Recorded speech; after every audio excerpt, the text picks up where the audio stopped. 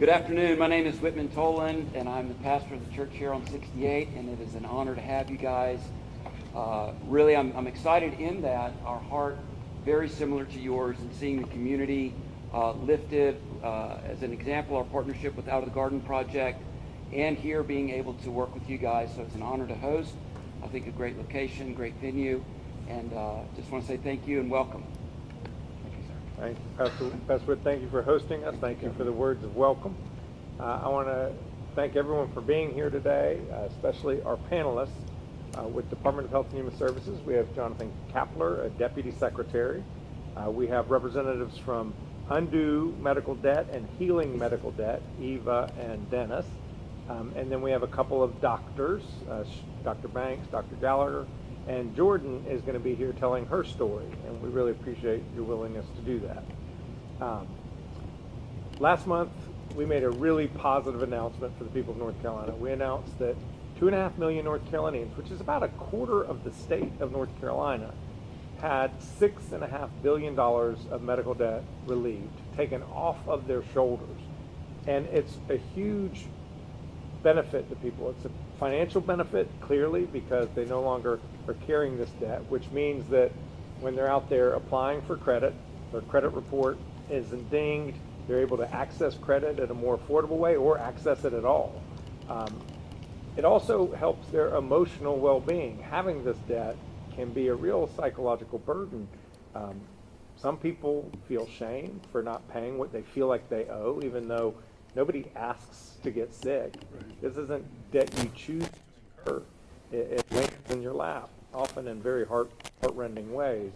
And then it can have physical consequences too, because it may affect your care. We're going to flesh that out a little bit in our discussion today. The program was the brainchild of my predecessor, Governor Roy Cooper, and his Secretary of Health and Human Services, Cody Kinsley, and their team.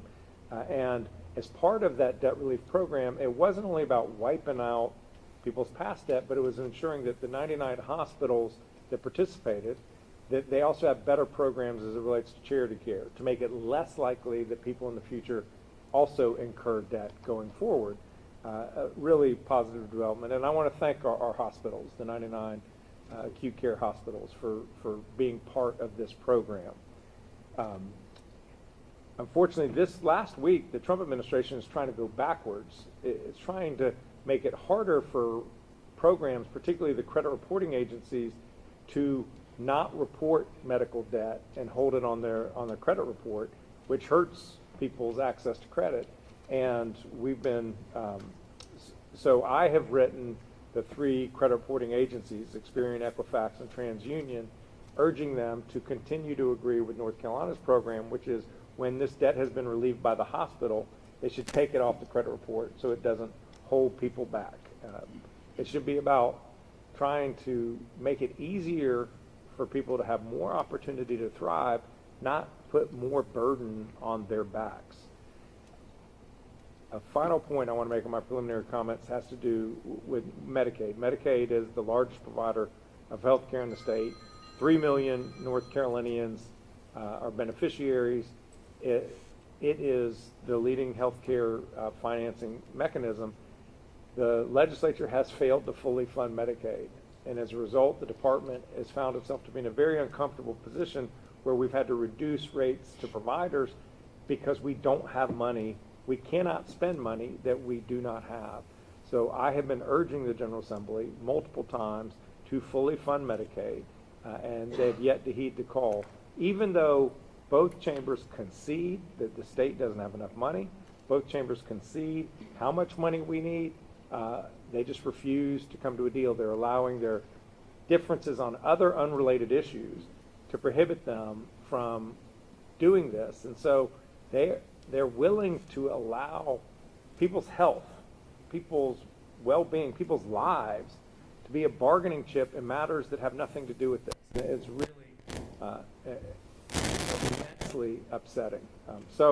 With that, I will, on that happy note, I will turn it over to Deputy Secretary Jonathan Kapler for some preliminary words before we have a discussion. Thank you so much, Governor. Thank you for your leadership and your engagement on this important initiative. And I want to thank Pastor Witt again for hosting us today, and everybody that's here telling their stories and contributing to this important conversation. This is a big deal. $6.5 billion of medical debt relief, far more than we had anticipated, and we're not done yet. We're not done yet. There's more to come, more good work to happen. 2.5 million North Carolinians, hundreds of thousands of letters are going out right now to North Carolinians across the state, and we're fortunate to be able to hear a couple of stories today. This is a really good news story and what has been challenging at times this year, and I think it's time for us to really focus on it and celebrate this. I also want to reflect back on being someone who is a part of this journey of getting this program up and off the ground. Can you believe that we're here, that people are actually benefiting from this program? Something that was initiated last year is helping people's lives right now, helping millions of North Carolinians. There is very little that we can do in that timeline that impacts that many lives. And it's really, really thrilling to be able to meet some folks who are benefiting from this program.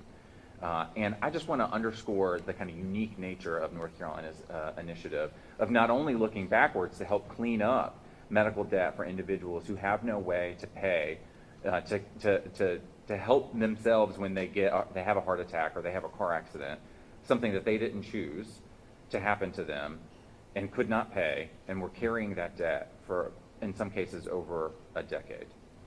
And not only cleaning that up for individuals, but also moving forward and helping to mitigate that accumulation of debt going forward, and doing it in a way that doesn't rely on state dollars.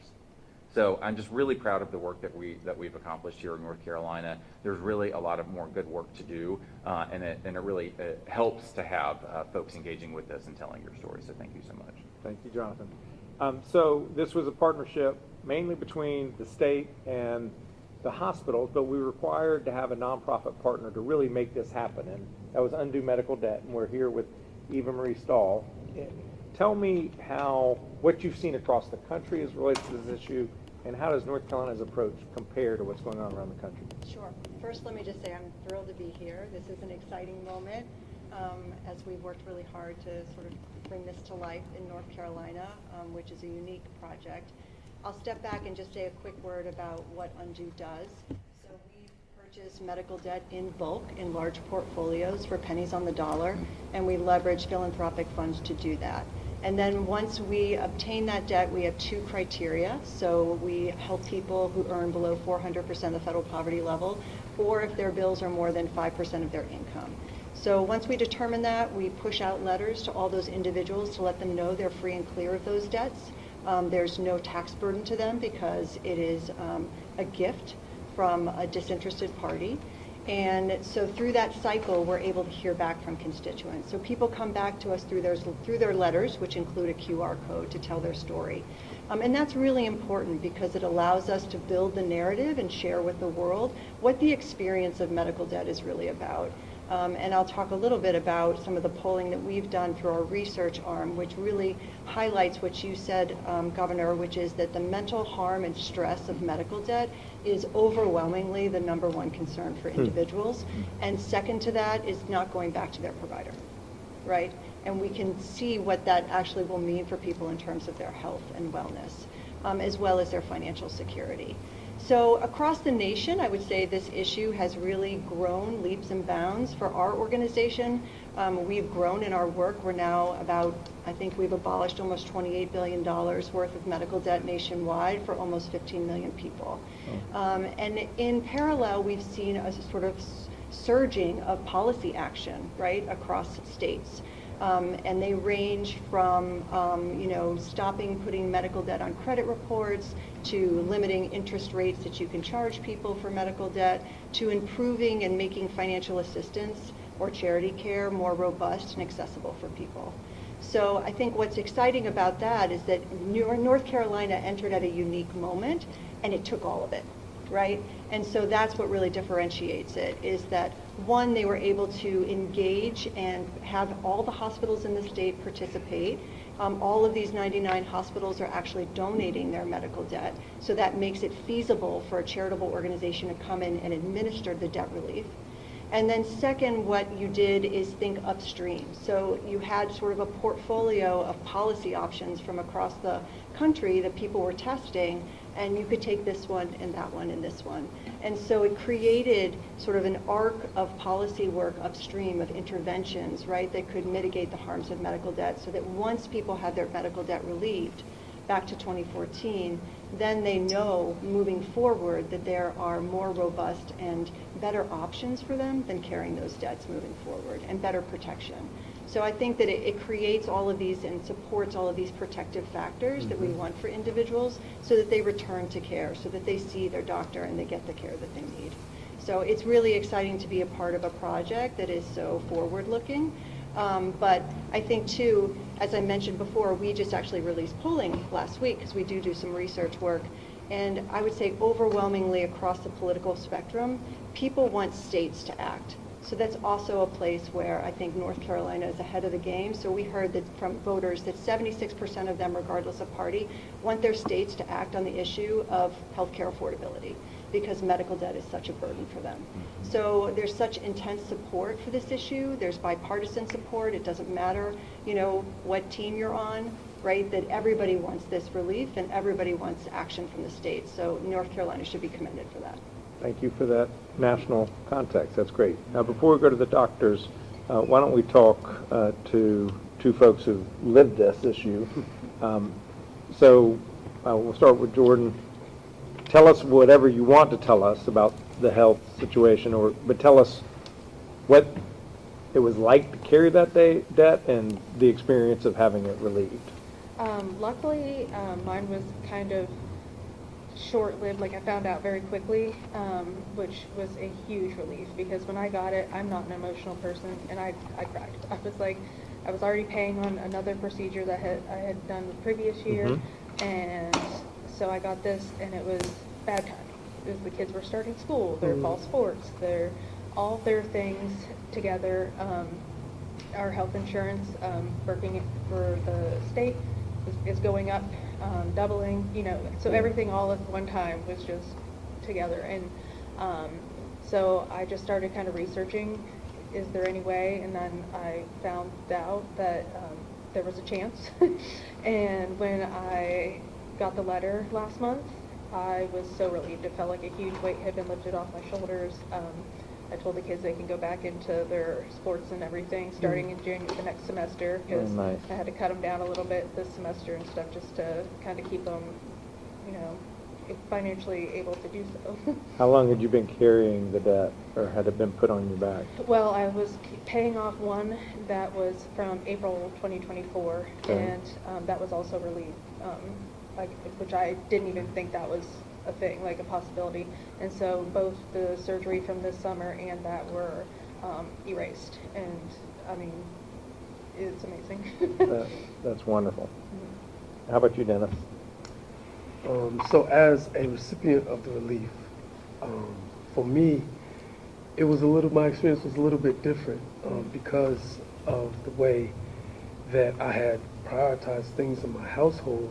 The medical debt was something that factored in toward the back end. The day-to-day survival, food, transportation, providing for the needs of the children in the household. Many of the things that you named were so front-facing that the medical debt and a path toward thriving, because the way medical debt impacts your credit, was really on the back burner, and survival was what was up front.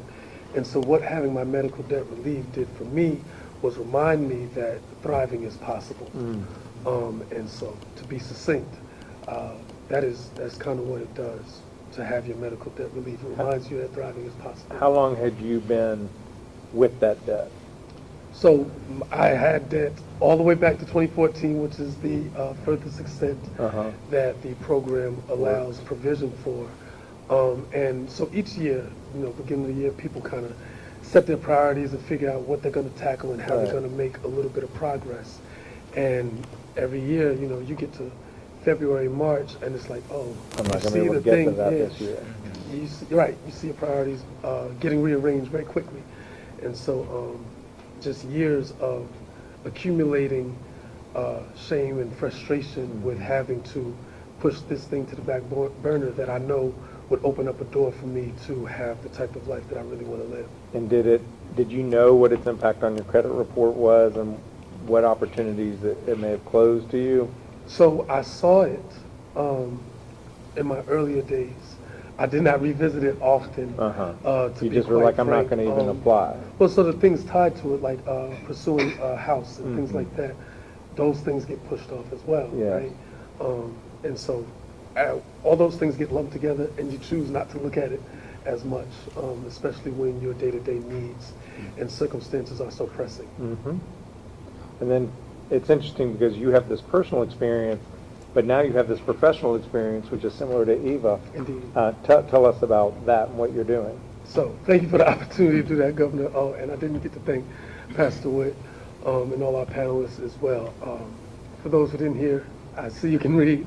My name is Dennis White. I'm here with Healing Without Debt Guilford. And so what we're doing in Guilford County is we're initiating the process of comprehensive systemic change-based medical debt relief. Our process is faith-anchored, it is community-driven, and one of our biggest points of emphasis is networking with stakeholders in the community. We believe that no one should ever have to choose between their health and their financial survival. Across North Carolina, unfortunately, as Jordan has attested to, that's exactly what is the case. So our mission is simple, and that is to bring health, hope, and healing to families who are burdened by medical debt and to reform the system that produces that debt in the first place. And so are you all operating at a policy level, or are you intervening with families to intervene them with the hospital to try to get it relieved? Like, how are you approaching Very your good work? question. And so it's on a partnership level, right? Organizations like Undo Medical Debt already have the mechanisms in place to relieve the debt. So we are not the debt relief arm. okay. As far as community engagement is concerned, we are an awareness raising arm. And the goal of that awareness raising is to help the community members look out for this medical debt relief, identify that the debt has been relieved for them so people don't fall through the cracks, because we know that many of our government programs, unfortunately, as robust or as thorough as they attempt to be, still have people who are in need and whose needs go unmet. And so raising awareness gives people the opportunity to not slip through the cracks and also help us work together on a community-based level and on an organizational level to create networks and safety nets that don't allow predatory practices to continue. Good, thank you.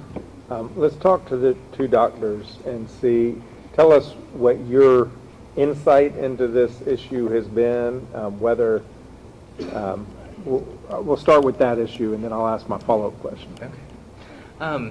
Well, we were talking about this behind closed doors, but we actually, as physicians, can see when patients have bad debt. My focus usually when I meet a person is to talk about what their problem is. I don't usually pay attention to their insurance or their zip code, look at their medical history and issues that bring them in. But when a patient has the medical debt, our electronic medical record makes it impossible to miss. There are these bold letters on the screen on the right, on the left that say bad debt. It's kind of like a modern scarlet letter. It's really hard to ignore, and these letters color every decision that we make during the visit, what medications we prescribe, which over-the-counter regimens we recommend, and even lifestyle changes that we encourage. I know my patients don't want to add to their debt, so that awareness changes my recommendations and what I ask them to do. Sometimes it means spending extra minutes searching for the most affordable medication options instead of talking about the most effective options. I want to do something that they're actually going to do rather than the thing that might be, the best via evidence-based medicine. So in my practice, I see patients with food allergies, and for them, avoiding foods isn't a preference, it's really a matter of survival. But specialty diets come with a much higher grocery bills, so this adds another layer of financial strain for our already strained patients. For families already living paycheck to paycheck, every substitution, every label check can deepen that burden of debt. Thank you. Dr. Banks? Yeah, so from a primary care perspective, medical debt's not just a financial issue, it's a health determinant.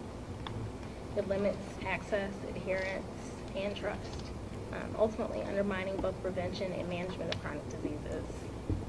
Patients will delay or avoid care over cost concerns. This causes chronic diseases such as high blood pressure, diabetes, congestive heart failure to become worse and require additional measures to control. This reactive care, it leads to poorer outcomes and overall higher costs.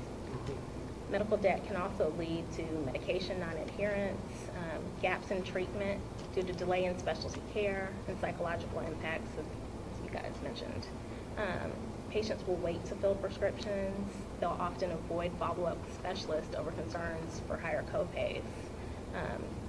This increased stress and anxiety can lead to decreased self-esteem and thereby negatively impacting behavioral health or mental health and the chronic medical condition that they have. Is this something that any of your patients have talked to you about when they're in the room with you? Yeah, we were kind of talking about it before. I might have a patient come in and then they disappear, and it can be years before I see them again. And when I see them, they often mention that maybe I lost my insurance, I'm dealing with homelessness, or just every day is a struggle. And so I have to decide, am I going to take the medicine as you prescribe or take some of it, skip a few days just to kind of stretch it out and make it work. For the food allergies as well as chronic conditions like high blood pressure, diabetes, I can tell you all the things that you need to do as far as like controlling your diet, changing your diet. But if you don't have access to those healthier food options, you're going to the fast food. You're going to whatever's $5 because that seems like I can still eat. It sounds affordable, but ultimately it's causing more problems because it's raising your blood pressure with all the salt. So it's a constant battle, and people do mention it. Have your patients brought it up affirmatively and talked about it? 100%. Medications are the big thing. These inhalers are stupid expensive that people need to live and thrive. And, they'll skip a dose here or there, and they think that they're doing okay, and they'll keep skipping doses, and like she said, it just sneaks up on you, and then you end up with an asthma exacerbation. You end up missing out on things that you enjoy doing. We want our patients to live their lives fully, to do the hiking that they like, to hang out with friends, to do the physical activity that they enjoy doing, but they eventually just slowly stop doing these things, and they kind of, reach their new normal because they're not using their medications because of these price Or, points. I was going to say the inevitable. Yeah. Things go bad Well, after there's 5 p.m. and on the weekends. Yeah. And so that means now you find yourself at urgent care or an emergency department, and that in itself is a higher bill regardless. So a lot of times they think, oh, I can just wait it out, and then it gets to that point where they can't wait anymore. So, Jordan and Dennis, when yours was about a decade and yours was a year and a half, were there times when you felt like you wanted to go to the doctor, but you're like, I just can't take on more debt? Or were the consequences to your physical health? Was it to your mental health? And were there financial consequences you could point to as a result? Well, they discovered, mine was a cyst, and they discovered it back October a year ago, and they've been tracking it, and they told me multiple times that surgery was probably the best answer, but I was like, I'm not paying for that, we'll just hope that it goes away. And by the time that they got to it this summer, they ended up actually having to remove the organs that it was in because they didn't know how bad it had gotten. So that was an actual instance where the financial consequences resulted in delay, and the delay resulted in a worse health outcome. And even when I got the bill, I almost called to cancel it because I was like, I can't do this. And then I was like, I guess I'll have to figure it out. And I'm so glad I did because I felt so much better afterwards. I didn't realize how bad it had made me feel. So my friends and I used to joke about how expensive it is to call the ambulance. That used to be a joke. And then I tore my ACL and had to figure out whether I was going to drive myself to the hospital or try to navigate pressing the gas and brake. I'm not going to tell y'all what I did, but the fact that I had to make that choice and have to consider that is, I guess, what we're having a conversation about. Again, health. Yeah, and medical debt, what I think you're seeing here is that medical debt in and of itself traps people in a cycle of poor health and poor financial health that has ramifications well beyond just themselves as an individual. It impacts your family. It impacts your ability, as you said, to thrive. And it really is kind of a disease on the healthcare system. And it's one, unfortunately, that kind of centers the patient and provider relationship around collections and what the financial obligations are as opposed to the actual care that you're delivering. And you need to be focused on the care for the individuals, not trying to factor in how they're going to be able to afford these things. Right, and the two of you clearly are going to always try to put the patient first, but if you're a provider and you need income in order to stay in business, it may subconsciously affect the way you interact or how long you interact with the patient. If you see this glaring scarlet A, as you characterized it. So it's nice to know that the vast majority of North Carolinians are now going to be able to go to their doctors and not have that flashing scarlet A. A lot of what you all are talking about in terms of the consequences have to do with healthcare affordability. And this is very important for the two reasons. One is that it takes backward-looking weight off your shoulder. It improves the charity care policies at our 99 acute care hospitals, for which we are grateful.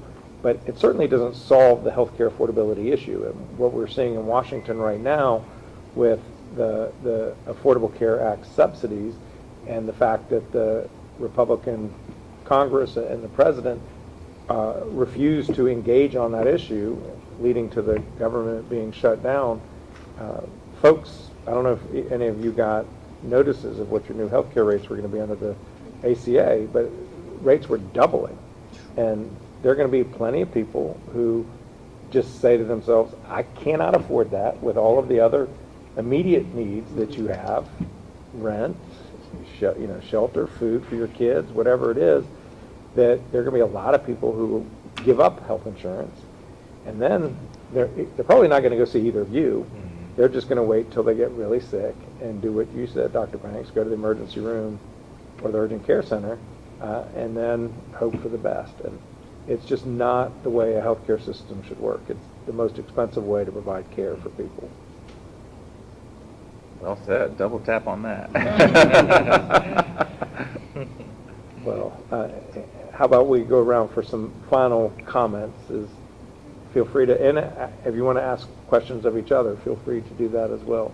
Eva, have you heard anything today that triggered thoughts or reactions? Yeah, I mean, I think two things. I mean, one, as you pointed out, I think we're in a fragile moment.